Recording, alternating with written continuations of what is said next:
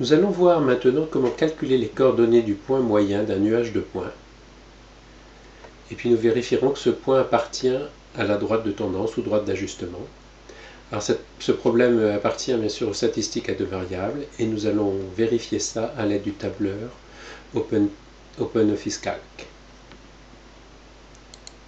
Alors rappelons le problème qui était posé, à savoir donc l'évolution de l'année 2002 à 2012 du nombre de clients d'une entreprise.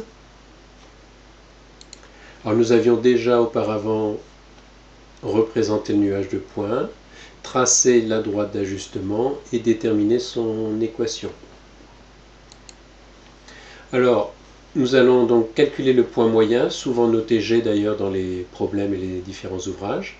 Alors pour calculer le point moyen, il nous suffit simplement de calculer pour son abscisse la moyenne des rangs de l'année, et puis pour le nombre de clients, calculer la valeur moyenne du nombre de clients sur les 10 années. Alors pour ce faire, on va utiliser les outils de statistique courants, à savoir donc la fonction, on va aller rechercher la fonction statistique, qui est en l'occurrence la moyenne. Voilà, il suffit de sélectionner moyenne, puis de venir sélectionner en cliquant ici les données de la ligne rang de l'année, et puis valider en faisant entrée. Et puis on valide, voilà, donc l'abscisse du point moyen est 6. On va opérer de la même façon pour déterminer son ordonnée. Donc on prend l'assistant fonction. On peut éventuellement choisir la catégorie statistique. Puis avec l'ascenseur, on déroule ici et on obtient la moyenne que l'on valide en faisant suivant. Et puis on va venir sélectionner, bien sûr, toujours en cliquant ici, les données de l'ordonnée. Et puis entrée. Donc c'est bien la moyenne de B3 à L3.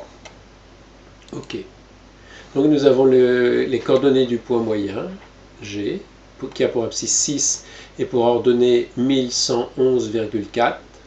Nous avions préparé le graphique auparavant en sélectionnant toutes les cellules de B2 à M3 et en créant le graphique. Et effectivement, quand on est venu recalculer le point G, il s'est placé ici.